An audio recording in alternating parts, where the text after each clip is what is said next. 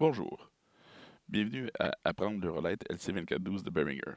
Aujourd'hui, nous allons apprendre comment faire de l'éclairage de scène de théâtre. Il y a plusieurs méthodes possibles, mais je vais vous en montrer quelques-unes. Alors la première, c'est de mettre la console en mode P pour mode preset. Et, exemple, la première scène me demande d'avoir l'éclairage 1, 2, 3 d'allumé.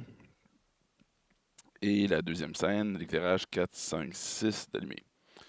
Donc, si on regarde ici en bas, ce que je vais faire, c'est que je vais activer la banque A ici. En activant la banque A, on voit l'éclairage 1, 2, 3 qui s'allume. Donc, je suis prête déjà pour l'éclairage de la deuxième scène, qui est l'éclairage que je vais mettre en B, qui est l'éclairage 4, 5, 6.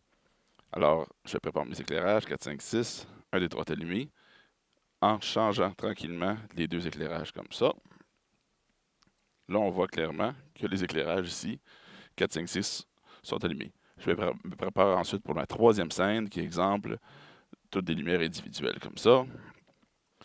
Et puis là, je vais rechanger. Donc, ma troisième scène est ici. Ça, c'est ma deuxième scène. Ma troisième, je pivote les scènes. Maintenant, j'ai 1, 3, 5, 7. Je suis prête pour ma quatrième scène à me préparer ici, qui risque d'être, je sais pas, toutes les lumières allumées parce que c'est la fin. Alors, on est prête pour la quatrième scène. Je pivote les deux lumières et j'allume toutes mes lumières. C'était une méthode d'éclairage de scène. Bon, de retour maintenant pour une deuxième méthode de programmation des scènes. Le- la méthode juste précédente, on était en mode P pour preset, donc ça c'était la première mémoire et B était la deuxième mémoire qu'on échangeait de A à B pour pouvoir faire nos presets. Une autre méthode, ça c'est en fait la méthode P est manuelle, donc on doit prendre un livre et s'assurer d'être à la bonne scène au bon moment et puis de suivre les scènes une à une. L'autre méthode qu'on pourrait faire, ce serait d'aller choisir une banque.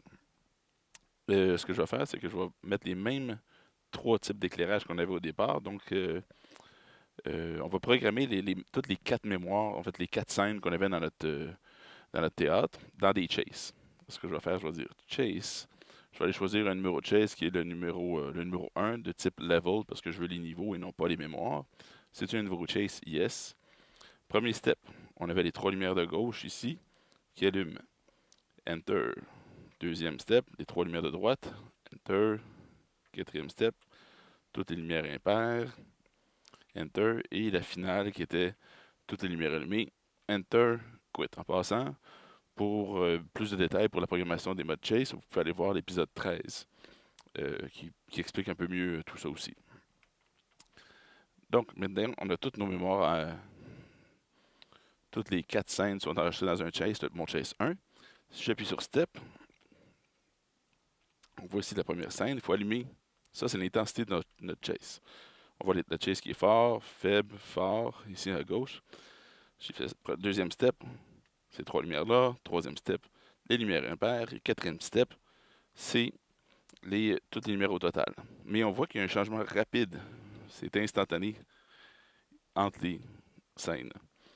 On peut baisser le X-Fade, qui est le temps entre chaque scène. Donc, si j'appuie ici, on va avoir un changement graduel qui va se faire. Et non, ça ne sera plus instantané.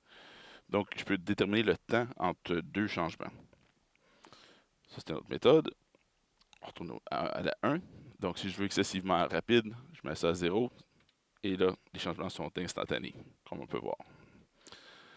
Autre truc, c'est si jamais je me suis trompé. Donc, je fais la scène 1, scène 2, j'accroche scène 3, merde, je suis à la scène 2. On peut faire insert, step, revenir à la scène 2. Après ça, on s'en va à la scène 3. On enlève l'insert et on continue à la scène 4. Autre truc aussi, si je suis en mode manuel, je peux X-Fade. Maintenant, c'est plus le temps, c'est moi qui vais changer les scènes à l'aide de mon slider. Donc, scène 1, scène 2, scène 3, scène 4.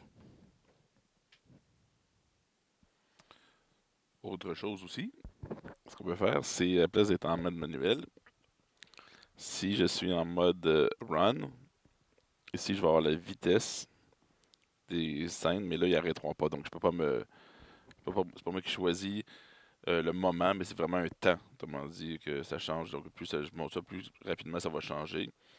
Si je veux que ça change lentement, mais que ça soit instantané comme changement, donc si tac, tac, d'un coup sec, ou si mon X-Fade est vraiment très lent. Donc là, je suis pleine lumière. Le prochain step, ça va être le 1 qui a pris du temps, le 2 qui prend du temps. Donc on peut jouer aussi avec ces deux sliders-là. Ça, c'est en mode run.